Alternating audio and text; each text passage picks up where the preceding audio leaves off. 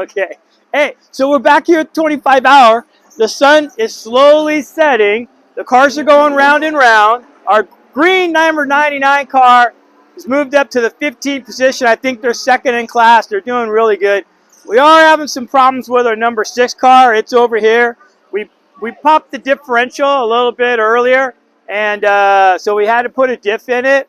I didn't get it on video. It was probably the point where it caught on fire.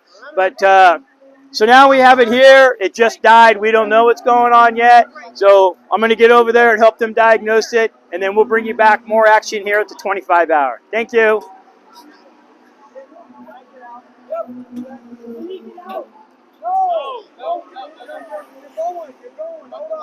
The hose just came on.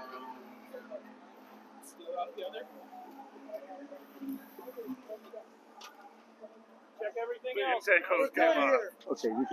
Okay, I'm smiling again because it was a hose that came off of the intake, so that was all it was. They bolted the hose back on. We got it back on there. The car's going out onto the track. We'll show you a video of the live feed. That's kind of a cool thing, so I'll bring that up next when I post. But luckily, it was an easy fix. Unfortunately, it probably cost us 10 to 15 minutes of lap times.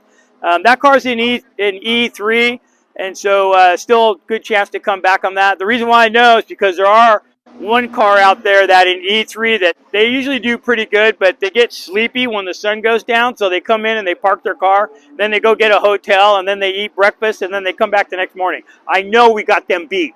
Okay, so anyhow, hey, it's wild packed out here. I'll just keep bringing you the action as it comes along, all right? Talk to you in the next one.